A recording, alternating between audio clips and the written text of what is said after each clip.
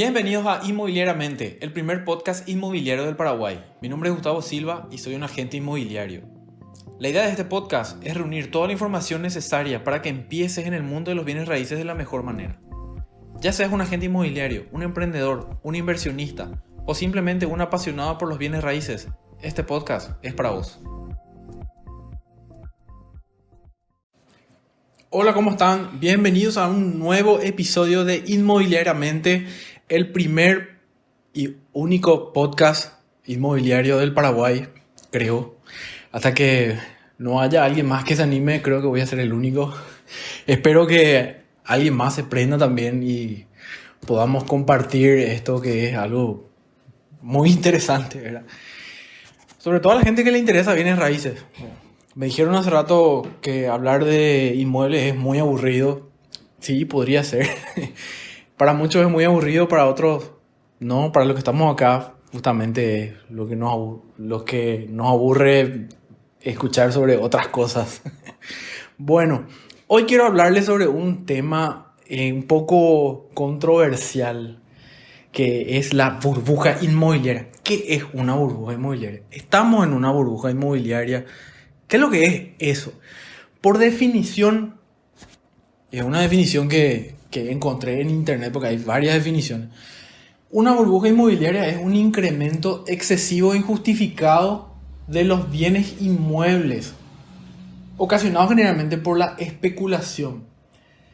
Esto pasa cuando las personas que invierten en bienes raíces ven que hay una tendencia a que suban los precios.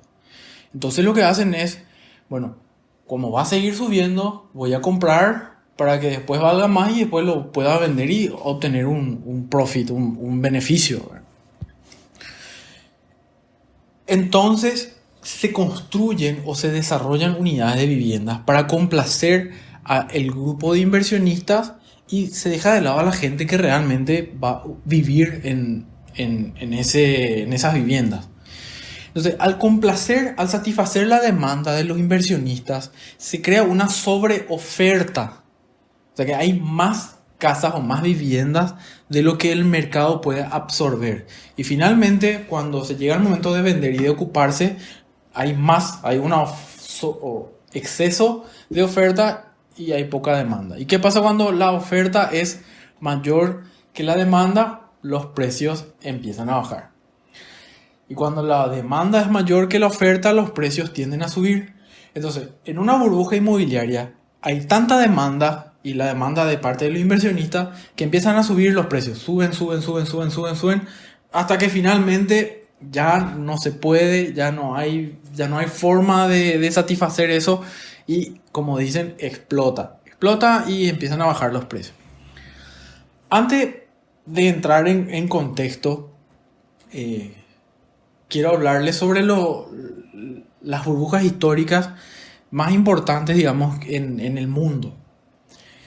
En 1980, o sea, en los años 80, en Japón ocurrió una de las burbujas más grandes del mundo, que fue porque Japón en los años 80 tuvo una buena ganancia, unos buenos resultados económicos. Y esto fue a causa de que los inmuebles empezaron a valorizarse y a revalorizarse. Los precios de los inmuebles empezaron a subir. Entonces, las empresas que contaban con muchos inmuebles empezaron a crecer de forma patrimonial. Una empresa que tenía un inmueble que valía $100,000 en un año, al año siguiente valía $200,000. Entonces las empresas empezaron a crecer y valían más, pero no a causa de un resultado económico. No es porque las empresas producían más, vendían más, sino porque simplemente se estaba revalorizando. Entonces, ¿qué hacían las empresas?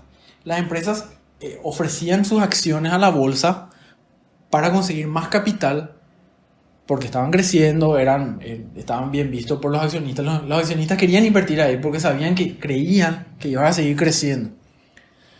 ¿Y qué hacían estas empresas? Compraban más inmuebles. Entonces se empezó a crear una burbuja a través de esa especulación. Las empresas, los bienes comerciales crecieron y finalmente llegó a un punto en que ya no daba más ese sistema y explotó. explotó, los precios se cayeron, tuvieron un déficit que están arrastrando más o menos hasta ahora, el mercado ya se recuperó, pero hay todavía consecuencias. Esa fue una de las burbujas más grandes en el mundo, la burbuja inmobiliaria, y seguida por la de Estados Unidos en el 2006, que fue a través de una crisis hipotecaria. Y esto fue muy cuestionado también, que fue a causa de la ambición, digamos, de los bancos. Los bancos ofrecían créditos y para ofrecer esos créditos pedían dinero a inversionistas. Estos inversionistas le daban dinero al banco y el banco le prestaba a las personas. Y el banco ganaba, digamos, por comisión, intermediación y intereses, todo lo que sea. Para satisfacer a estos inversionistas que compraban estos productos, estos servicios, no quiero entrar en detalle financiero para no confundirles, bueno, creo que no todos acá conocen los términos, los swap o ¿cómo se llaman? Compraban mucho y entonces los bancos necesitaban ofrecer más crédito para poder seguir vendiendo a estos accionistas, para seguir ganando más dinero. Entonces empezaron a ofrecer créditos a cualquiera. Cualquiera tenía la posibilidad de comprarse una casa sin ver el historial de crédito, sin ver si es que estas personas realmente podían pagar esos inmuebles. Entonces llegó a un punto en el que las amas de casa, las chicas que trabajaban en el servicio doméstico, tenían acceso a crédito para comprarse mansiones. Y eso hizo un crecimiento tan alto, o sea, tan acelerado en los bienes raíces, que finalmente explotó cuando las personas ya no podían pagar esas hipotecas.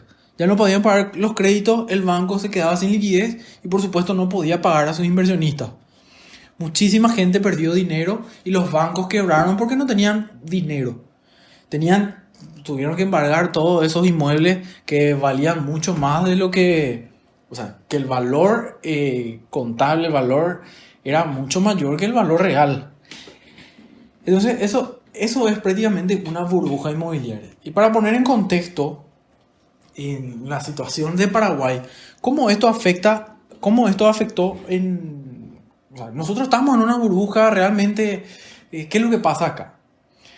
Podemos decir que esta burbuja... La última de la crisis hipotecaria del 2016 tuvo una consecuencia que casi produjo una burbuja también en nuestro país.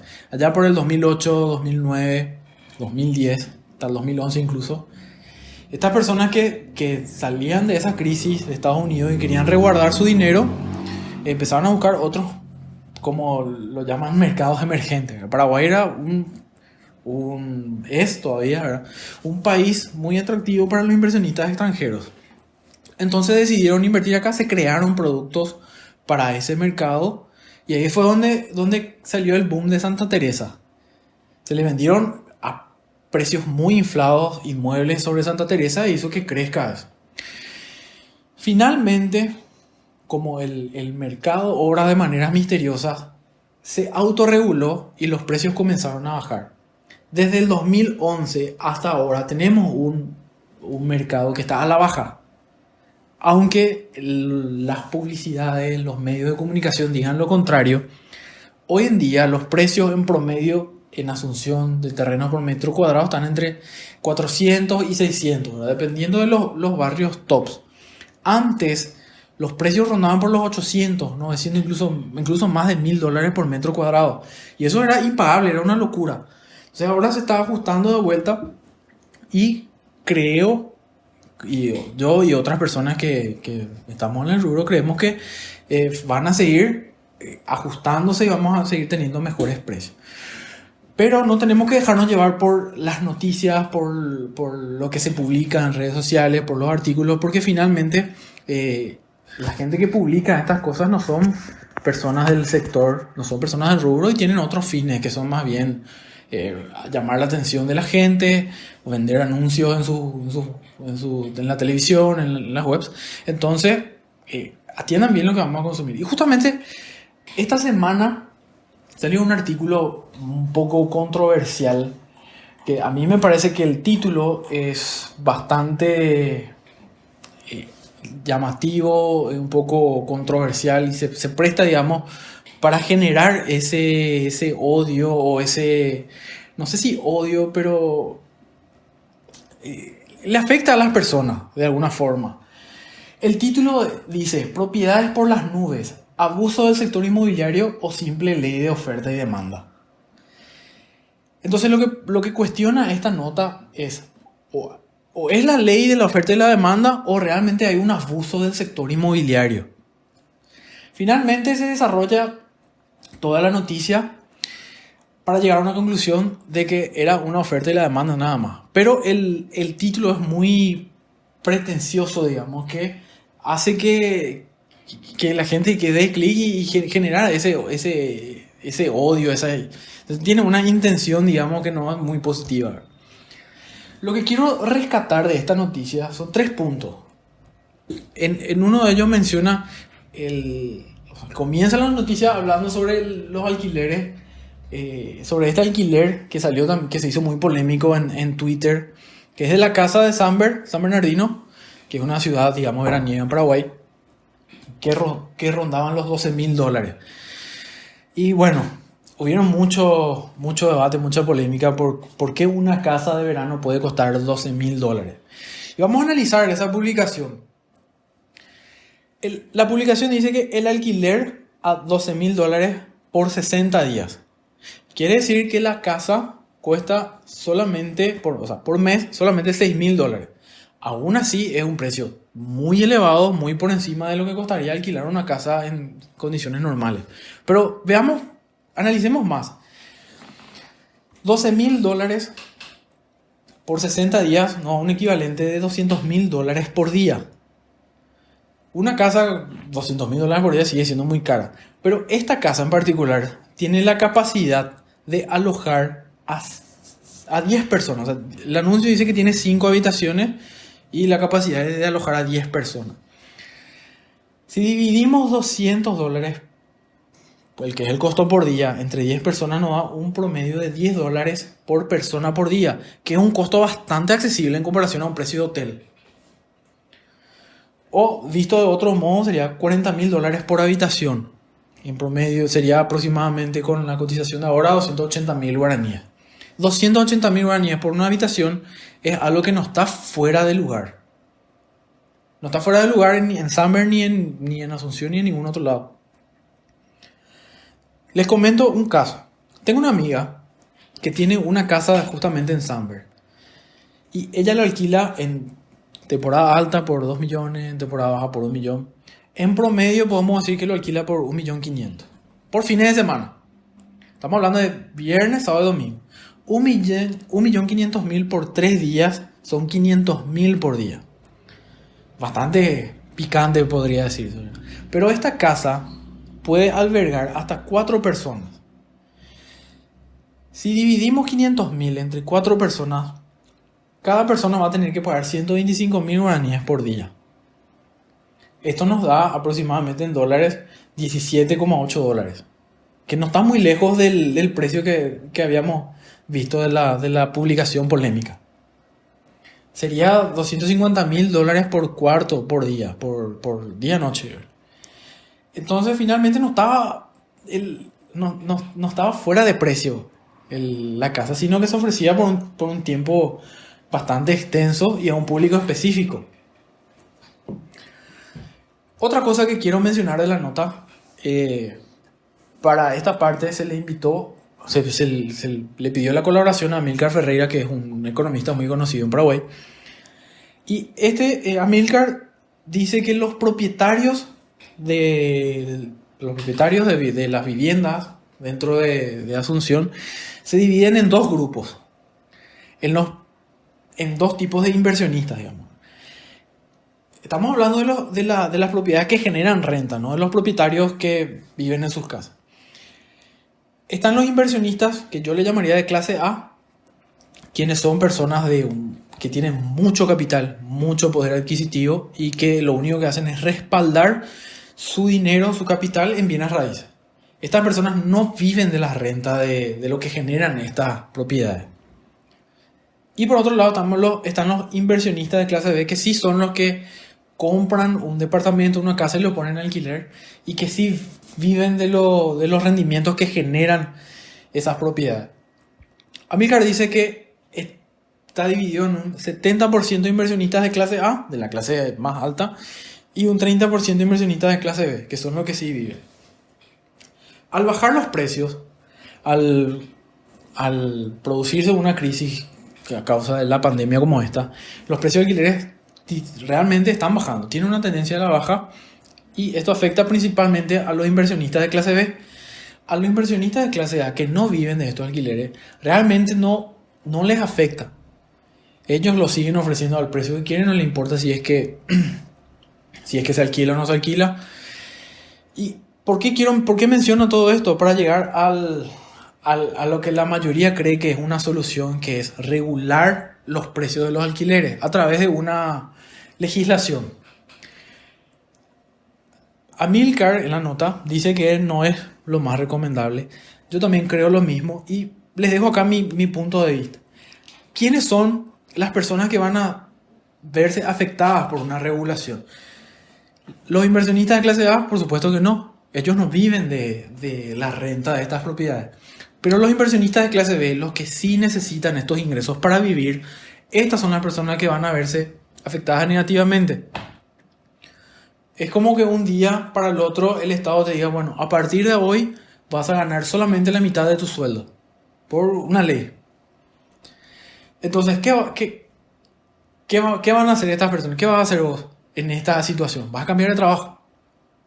Y estas personas lo más probable que hagan es, bueno, ya este negocio no me es rentable, ya no me conviene tener un departamento, ya no gano lo que antes, no voy a recuperar mi capital, entonces lo voy a vender.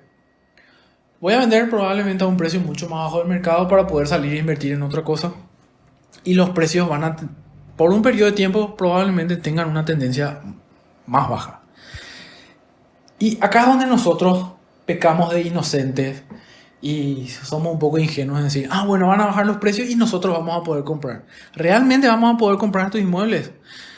¿Realmente vamos a tener la capacidad de ir a comprar un departamento para qué si estos inversionistas de clase B están vendiendo porque ya no pueden, ya les es caro mantener y nosotros vamos a ir a comprar? No somos nosotros los que vamos a comprar. Van a ser los inversionistas de clase A los que van a agarrar más parte del mercado.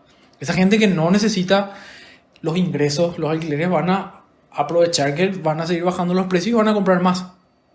Y finalmente va a terminar siendo un monopolio del mercado inmobiliario de esta clase de inversionistas.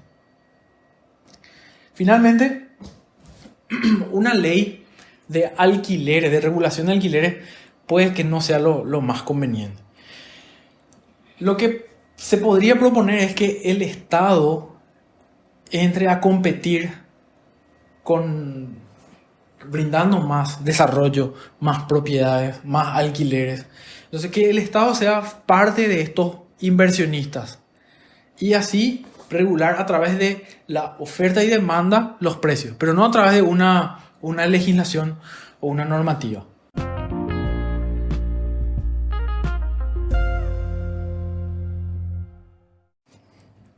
La nota continúa y luego le preguntan al presidente de la Capadei. La Capadei es la Cámara Paraguaya de Desarrolladores Inmobiliarios. Y le preguntan, ¿es cierto que ustedes abusan del mercado? ¿Y qué responde el presidente? Que no, obviamente que no. Que no, nosotros estamos haciendo nuestro trabajo como corresponde y no abusamos de nada. Pero es real, es cierto que hay un abuso de parte de los desarrolladores en ofrecer productos tan caros como dice la gente. Tenemos que tener en cuenta de dónde salen esos precios que se ofrecen, por qué están compuestos. Un departamento se vende por metros cuadrados. A mayor metros cuadrados, mayor será el valor final de venta. Ese metro cuadrado está compuesto, el costo de venta está compuesto por dos tipos de costos: la ganancia y los costos. Los costos están los costos blandos y los costos duros. Los costos blandos son los gastos de planificación, los gastos del desarrollo, comisiones, etc. Y los gastos duros son los que están directamente relacionados a la construcción, lo que es sólido, por eso es duro, lo que se puede tocar. Los costos duros representan el 50% del precio final. Esto es estadístico, no tanto estadístico, sino es como una regla para que el desarrollo sea rentable. Y dentro de ese 50%, el terreno puede representar un máximo del 20%. Lo ideal es que sea 10%. Entonces, el terreno solamente representa un 10% del precio final de venta. De un 10 a un 20, como les dije. Por ejemplo, si se vende a $1.000 por metro cuadrado, el terreno solamente cuesta como máximo $200. Y el resto es pura construcción. Entonces, el principal costo de un departamento es la construcción. Y ahí vamos a ver que los diferentes precios dependen de la calidad de la construcción. ¿Y por qué? ¿Por qué tan caro? Porque la construcción es de alguna forma cara en nuestro país. No es lo mismo construir una casa que construir un edificio. Al construir un edificio uno importa tecnología, importa materiales, importa muchas cosas. Los ascensores se traen, los ascensores no se fabrican acá. Hay muchas cosas que se traen de afuera y eso tiene un costo mucho más elevado que construir, por ejemplo, en otros países. Entonces, el costo de la construcción es el principal costo, lo que influencia al precio final de los departamentos y no así el precio del terreno. Obviamente en un terreno se va a hacer la mayor cantidad posible de departamentos para amortizar el costo, para que el impacto del terreno sea lo menor posible. Entonces no podemos decir que el sector inmobiliario está abusando de los precios porque no, finalmente es el negocio de la construcción es el que determina el precio de los departamentos. Y podemos hablar de las inmobiliarias. Es una práctica muy vieja que reconozco que se sigue haciendo de inflar los precios. Los mejores agentes inmobiliarios, las mejores inmobiliarias, las inmobiliarias que sí venden, lo que hacen es cobrar una comisión por la venta. Las inmobiliarias que cobran comisiones, lo que necesitan para ganar dinero, para existir, es que se venda una propiedad. Entonces no les conviene salir al mercado a un precio alto si es que una propiedad no se va a vender. Y les digo por experiencia, como sabrán, soy un agente inmobiliario. Si yo salgo al mercado con una propiedad que está muy por encima del precio, no lo voy a poder vender. Porque la gente está informada, la gente sabe cuánto cuesta una propiedad y no me van a comprar. No existe eso de venderle o de joderle a alguien. Es muy improbable que pase eso. Entonces, a mí me conviene que se venda y voy a poner el precio justo tanto para los compradores como para los vendedores. Y voy a sacar ahí un porcentaje que va a ser mi comisión. Entonces, sí es cierto que hay muchas malas prácticas dentro de las inmobiliarias. No podemos tampoco juzgar a todas las inmobiliarias y decir, no, todas las inmobiliarias trabajan así, solamente quieren aprovecharse del mercado, etc. Porque no es así, realmente no es así. Entonces, tienen que tener mucho cuidado con lo que consumen, con las noticias que leen, porque las notas normalmente, como esta, lo que busca es hacer ruido y poner el dedo en la llaga a las personas. Justamente para generar interacción, para generar movimiento y que la gente entre a su página y generar tendencia. Y otra recomendación, que dejemos de mirar en el lugar equivocado. Me van a decir también, bueno, el lavado de dinero influye en los precios de los alquileres, Bueno, puede ser, no podemos descartar, no podemos hacernos los ciegos y decir, no hay lavado de dinero en bienes raíces. Pero hay lavado de dinero en cualquier rubro, en la ganadería, en la agricultura, hasta en paradas de taxi. Hay lavado de dinero en el país y una ley para regularlo a los inmuebles sería atacar al efecto y no a la causa. Si regulamos a los alquileres, ¿vamos a eliminar el lavado de dinero? Por supuesto que no. La gente que lava dinero va a lavar dinero en otro lado. Entonces, sería como tapar baches. No veo como algo factible que se ataque a los inmuebles, siendo que los inmuebles son también una víctima, digamos, de malas prácticas, ¿verdad? En este caso. Y otra cosa, ya para ir terminando, comparar los precios en dólares con otros países no tiene mucho sentido. Podemos decir, bueno, podría ser más barato comprar en Miami, en algunos lugares de Miami, si comparamos con Santa Teresa o con los barrios lindos, pero tenemos que entender que son mercados diferentes, son economías diferentes y que no es así nomás que uno se vaya y elige en cualquier parte del mundo donde comprar. Hay que tener en cuenta también que en nuestro país nuestro Producto Interno Bruto es muy elevado y está muy fuera de la realidad. Esto tiene mucho que ver con la exportación de la soja, la ganadería, los negocios de maquila, etc. Entonces hace que finalmente los precios, ¿verdad? Si vos comparás manzana con manzana, sean así algo totalmente descabellado, porque las economías se comparan normalmente por el PIB. Y al comparar así, nos estamos poniendo al mismo nivel que ellos, y finalmente no es así. No, el costo de vida, por ejemplo, en nuestro país es mucho menor que en Miami. Te podrías comprar un departamento allá, pero podrías mantenerlo y vivir en el tiempo. Eso es algo que deberíamos debatir. Y un bonus track que me gustaría mencionar también de cómo se podría ayudar a la gente y regular también el mercado de una forma sana es a través de la facilidad de créditos. Actualmente, la AFD, que es la Agencia Financiera de Desarrollo, es la que se encarga de prestar dinero a los bancos para que los bancos nos presten a nosotros. El banco cobra un porcentaje de dinero por prestar dinero que no es suyo. Y ahí hay, digamos, donde yo veo que se podría dejar de lado a los bancos y que la AFD trabaje directamente con las personas. Para poner en números, en cifras reales, las personas finalmente terminan pagando en promedio 9.5% de crédito hipotecario. Esto está compuesto por una tasa del 5.5% de la AFD más un 4% del banco. Entonces, la AFD podría saltarse a las instituciones y prestar a tasas mayores, incluso 6-7%, que finalmente igual va a resultar más beneficioso para las personas que van a poder acceder a crédito. Pero bueno, por un lado la AFD no tiene la infraestructura que sí tienen los bancos de llegar a las personas y de financiar. Entonces, ¿qué se podría hacer? ¿Cómo podría entonces el Estado utilizar sus instituciones para mejorar eso, para complementar con la AFD? Para eso tenemos el Banco Nacional de Fomento, que se podría dedicar exclusivamente a las hipotecas, al crédito hipotecario. Y así le dejamos a los bancos que trabajen en la parte comercial.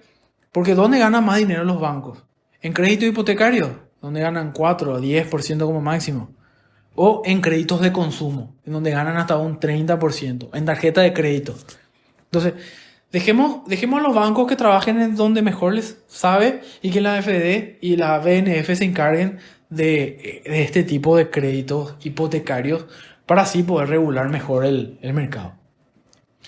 Bueno, esto es una opinión muy personal. Habría que invitar a algún economista o a alguien al podcast para poder debatir mejor estos temas.